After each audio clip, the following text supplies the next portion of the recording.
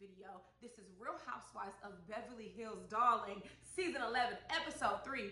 Let's go ahead and pick up where we left off. So, Crystal, Sutton, and Kyle are having the conversation about race. And of course, Crystal has asked him, like, are you one of those girls that you don't see race? Because I'm waiting for you to answer. And sure enough, Sutton confirms. She's one of those women where I don't see color. And Crystal goes on to attempt to educate Sutton and says, listen, color blindness is an antiquated concept. It's not that I don't want you to see race or ethnicity. It's not that I don't want you to see differences. I don't want to experience racism and discrimination because of those differences. Those differences shouldn't be viewed as negative. Saying you don't see someone like I don't see color, you're saying you're not seeing who they are. And I felt that Crystal did a very good job at conveying that message, but Sutton was stuck in her white fragility. She didn't want to hear that. She wanted to convince Crystal that she wasn't a racist and that as a Southerner, she's experienced discrimination because people have asked her, oh, I hear your accent. Are you racist? Which I'm going to tell y'all something. I don't think we're to that point yet, but I don't know if I believe that part. But Crystal tells her, like, you have a luxury to not recognize race. You have the luxury to not see it. I don't have that. I want you to see me for who I am. And saying that you don't see race, it's offensive. And of course, Sutton and her white fragility did not take that well. So that conversation ended. They went upstairs for the night. And now we're at breakfast. Moving on. So at breakfast, Lisa Rinna decides to put on her cape and, cape for Donald Trump, and says that when she knew him, he wasn't that person. And the person that's on the screen is a totally different person. You all, that's some bullshit. It is. Donald Trump is not different. He is the same person he's always been. And notice how white women and men, they go to bat for each other, even when the other person is a known piece of trash, is a known sexist, a known racist, right? He doesn't even respect women. Grab her by the what? But yet Lisa Rinna sent her funny looking big lipped ass on TV and had the audacity to say, well, when I was on The Apprentice, I mean, he wasn't the same guy that he is now. No, that's BS. Need we talk about Central Park 5? Like, we're not gonna sit here and play these games that Donald Trump hasn't always been a racist. People just weren't focused on it, and they didn't care until he became president. So whatever with that, Lisa Rinna, like they always will protect each other. A lesson that black people need to learn. I won't get into it here, but I'll get into it with the next video about Miss Kenya and her race card comments. Moving on. Next, after the breakfast, we see Sutton and Crystal talk again, which I'm just going to go ahead, spoiler alert, that argument they had at the end of the episode, Sutton, it wasn't about a prank or a reverse prank. Sutton was still pissed at Crystal because you all had the conversation in the kitchen the night prior. It's the next day, you're getting ready for the next activity, and here you come wanting to clear the air again with Crystal. And so she went to Crystal and said, basically you saying, are you that girl that doesn't see color? Please tell me you're not that girl. That was offensive. And it just, once again, it seems like it's always white women whose feelings are hurt. And then us black women or other women of color, we have to come along, calm their nerves, and apologize. And unfortunately, Crystal did apologize. And I even wrote on my notes, no, Crystal, we're not apologizing. We're not apologizing for your white fragility.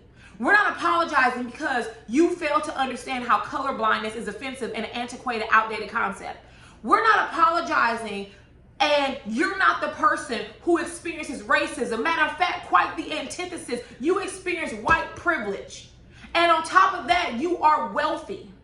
You do not know what it's like to struggle as a person of color in America. You don't. So why is Crystal apologizing? And although Sutton offered an apology back, I thought it was kind of like a half-assed apology. Like, if I did, then, because I wasn't trying to. But Crystal wasn't trying to offend you either.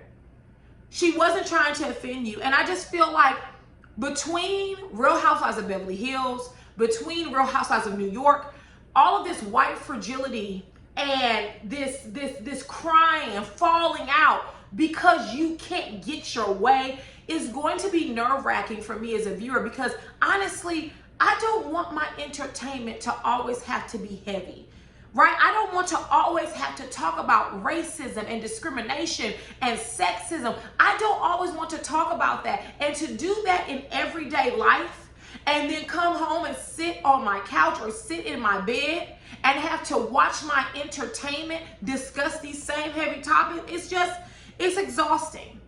And, you know, Sutton saying that she's encountered people who accuse her of being racist because of her accent, I don't believe it.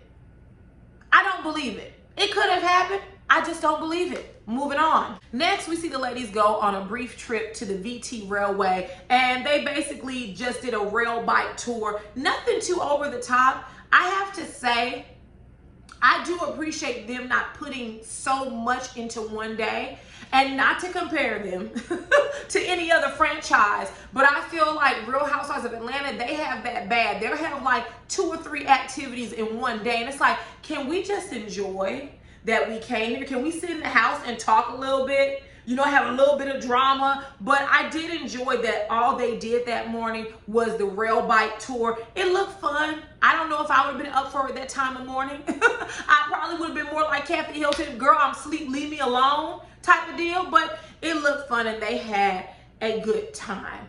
Later on, we see that Crystal and Sutton, that they try to connect over shared pain, and that shared pain is losing a parent, more specifically their father. Sutton's father actually took his own life, and then Crystal's father, I think she said he passed away from Alzheimer's. And so while I think they had a genuine moment, I don't get, I'm a little bit different than everybody, you all. Sutton is not my favorite. I saw so many of my friends in the past tweet how they love Sutton. I saw a lot of content creators say how they love Sutton, and I'm sorry, I'm very disappointed. Well, I'm not sorry. Normalize not apologizing for things you're not sorry for, right? But I just don't see it for Sutton. I don't get that she's genuine at all. I think that she's nice as long as you don't challenge her in any way. But the moment you challenge her, she's flying off the rails and crying like she did later on this episode. So the ladies go back to the house. And here's where I became a bit annoyed with Garcelle. I know I say Garcelle, you all, but I heard someone pronounce her name Garcelle Bouvier, and ever since then I just called her Garcelle. But for you know, for listening purposes, because I had 2 people comment, her name is Garcelle, it's not Garcelle. My bad, I heard someone pronounce it Garcelle. So I will do my best to say Garcelle. I can't promise that you won't hear Garcelle though. So they're out on the patio, and Sutton has $2,000 slippers on, which, what the hell? Like, you spent that much on house shoes just to have them outside? Girl, no. And it's funny because you hear Crystal in the back saying, oh, I donate that type of stuff. I'm telling you all, Crystal is a snob. I told you her nickname is Snobbery, because that's exactly what she is. I like Crystal. I think she's a beautiful woman.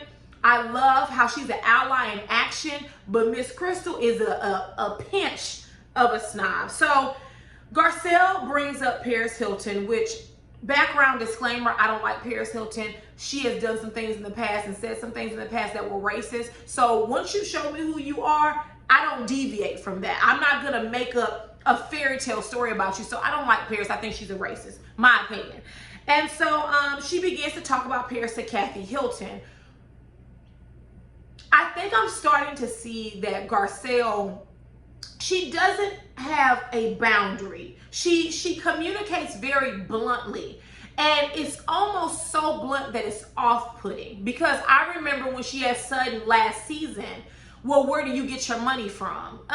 Boo, where do you get your money from? Because it's not like you have all these acting jobs lined up, sis. Like, don't do it. Like, your ex-husband is rich, he's paying you alimony, the same place you're getting your money from. Like, don't do it, right? And I don't think she means any harm, but it's very off-putting. And so Garcelle says that she's been at plenty Hollywood parties, And Paris Hilton was there, and she's always on her phone. And Kathy Hilton and Kyle say that Paris is always on her phone because she's really shy, and that's basically a coping mechanism she uses when she's out in public so that she won't interact. And, you know, sure, I mean, I'm shy, right? I've learned not to be shy in certain situations, but especially as a kid and as a teen, I was very, very shy. I actually hated public speaking, which is weird because every time it's time to speak publicly, someone will be like, hey, Contrary, can you do it? And I'd be like, sure, why not? So I think you just get used to it after a while. But I mean, sure, why not? Garcelle, you were a little rude. And I think had that been anybody else, had it been me, you couldn't talk to me about my daughter that way. You couldn't tell me, oh, well, your daughter was rude. Every time I saw her, she was on her phone. And so what? What do you plan to do about it? What's next? Okay, so moving on. Next, the ladies are getting ready to go to dinner. And per usual, Garcelle and Lisa Rinna are the first ones ready. And I totally identify with Garcelle on this. I can't stand lateness. I think it's tacky. It is rude. It is ignorant. And you are so inconsiderate of other people's time when you are late. And I just don't do well with it. If someone tells me I need to be someplace by 11 a.m., baby, I am there in the parking lot at 10:30. But I also do that because I live in a large metropolitan city. And the way the traffic run here, you could think, oh, it's only 20 minutes away. Baby, you get on the highway and you'll be sitting there for an hour. So I like to plan ahead. I like to know where I'm going to park. I like to see where everything is at. And also that helps to calm my anxiety because I'm not going to lie, just a transparent moment. If I'm running up against time, I get really anxious. So I have to be on time. So when they get to dinner, you all, and Lisa Rinna begins to talk about how she's coming out with a lip line after 15 years, which, girl, can y'all tell me if you're going to buy Lisa's Rinna lipstick? There's so many other lipsticks out here, and maybe Lisa Rinna will play to a certain demographic, if you know what I'm meaning, but, girl, I ain't buying a Lisa Rinna lipstick with them fake lips.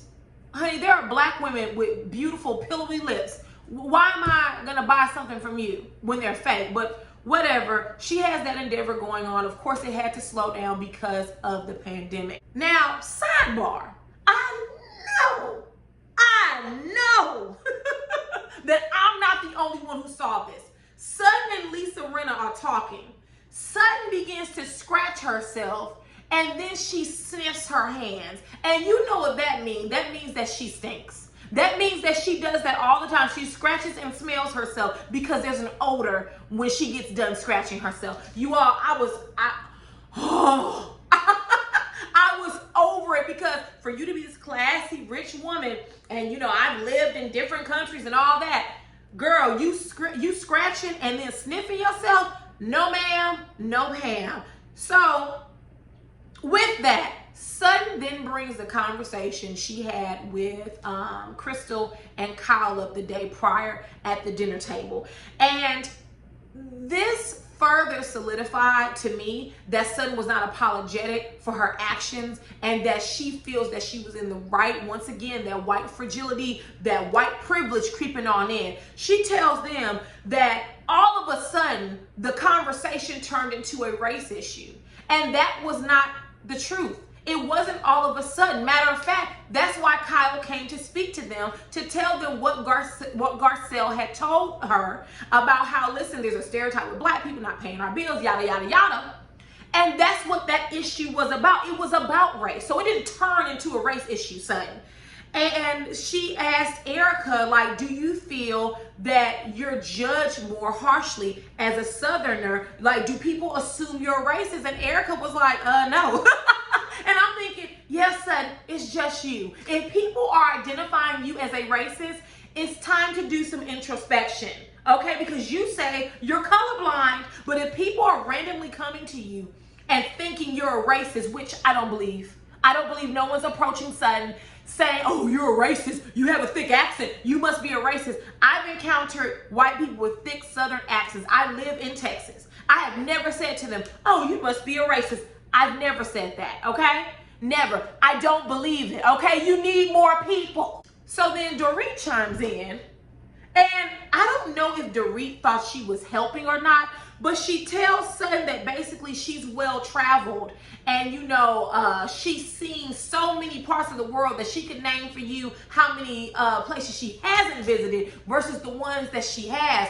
And Dorit said in her confession, like, you know, basically, I travel so much, I didn't know, you know, I didn't know there was a race issue. You know, I'm not racist. I didn't know it was an issue. And I thought to myself, wow, what a unique and interesting set of circumstances you have for you to be able to say out of your mouth that because you're well traveled, you never even realized or recognized or understood racism. I mean, just the privilege of not knowing and understanding. The privilege of not having to experience that. And she went on to say that she was a child of the world, and she inferred that Sutton wasn't. Sutton then says, well, no, excuse you, I am cultured. I've lived multiple places. But then the places that Sutton began to list that she lived in, white. The UK, white. Paris, white. Switzerland, white. It may be different cultures, but your skin tone is the same, right? And I'm just looking at the TV, I'm like, Sutton doesn't even realize what she just said, but you know what, Sham, wow. So we get to the precursor of Sutton's meltdown, right? Kathy Hilton, she's very mischievous. She loves to have fun. You can see in her face that she's mischievous. And I'm loving the lightheartedness of Kathy Hilton. I don't know her personally, but I'm loving her lightheartedness. So she decides to play a prank where she orders a vodka martini and she chugs it, but it's really water, right? All of the other women basically catch on. Erica catches on, Lisa Rinna catches on, who else? Dorit catches on. They begin to text each other and they're like shooting back these vodka martinis, right? But it's really water. And it was the most hilarious thing. Sutton enters the chat. So they get on the bus after dinner and Garcelle and Crystal begin to talk. And, you know, Crystal kind of kicks Sutton. Now, I don't know how hard it was or not. She could have been a little rough. She could not have been. I have the tendency to think that Sutton is putting 10 on 2. Okay, that's just my observation of how Sutton works, that she over dramatizes things, but that's just my opinion. So, you know, Crystal kind of needs her like, girl, shh, don't tell about the prank and the reverse prank. Sutton just becomes undone. She breaks down into white women tears and she's upset that she was left out of the joke. I have never seen somebody cry because they were left out of a joke. This was my first time seeing this type of childish and petulant behavior. So they get back to the house. Sutton is a hot mess. And as I said earlier, I really don't think Sutton was mad for being left out the joke. If I'm being honest, I think Sutton had been angry with Crystal this entire day. Crystal goes and nudges her, kicks her, whatever you want to say, and Sutton loses it, right? Because I already don't like you, and so now you kick me, and I can't handle you the way I want to in front of the cameras. So I'm going to break down in tears and say it's because I was left out of the joke. It just was so childish and immature. It didn't make sense. And Crystal told her, right, she said, you know, you are so uptight. You need to lighten up. You see all the ladies move to the couch, or to the couches, and Garcelle has to literally explain. Kathy was playing a prank. Then Erica and Rinna and Dorit and them did a reverse prank. They were pranking each other, but you didn't know, and that's why we didn't want you to say anything on the bus. We didn't want you to tell Kathy that while she was doing her prank, there was a reverse prank. All of the other women were laughing and giggling about it, and Sutton is just upset for no reason. Once again, you know, the fragility, right? The caucasity. All eyes on me, all attention on me. I'm upset. Stop whatever you're doing and pay attention to me. Marsha. So, you know, Crystal explains why she kicked Sutton. And she was like, you know what? I'm sorry. Move on. I said, I'm sorry. I said, you know what, Crystal, you damn right. Tell her, straighten her ass right on up. Straighten her ass right on out. I'm sorry. We moving on. I said I'm sorry. It's done. You don't like the apology? You can shove it where the sun don't shine, okay? So later on, we see, or actually we hear, Crystal's in her bedroom. Her door is closed. She's talking on her phone to a friend, basically saying like, Sutton is batshit crazy. This woman is losing it. I've had several interactions with her and basically all of them are negative. Sutton is downstairs talking to Kathy and Kyle. And she decides to go up to her room. So how the episode closes is that we see that Sutton knocks on the door and she just opens it. And let me say this, I will try to save my commentary for next week's episode. Well, not next week, tomorrow's. I'm bold as hell. Next week's episode, tomorrow's episode. But I actually have a pet peeve with people not knocking on my office door. Because of COVID, I've been keeping my office door closed. And I cannot tell you the amount of times that people have just opened the door and walked in. I literally had to put in a company chat, like, please knock on my door before you enter. So if Crystal is going to be upset with Sutton because of that, I can understand, because it's a violation of privacy. If a door is closed, even if you knock, you wait until someone acknowledges you and then you open it. You just don't knock and open, or you just don't open. So if there's nothing else, I'm getting ready to film the video about Bravo's failed diversity initiative. And hopefully I will get back on schedule. I do ask that you all work with me. June is a very busy month and a very stressful month for me. Like, it is very stressful for me. Very stressful. Like, I had a whole panic attack the other day. So please, you all, just work with me. I'm trying to get these videos out, but my schedule is just, it's not allowing me that flexibility. But tell me what you all thought of the episode.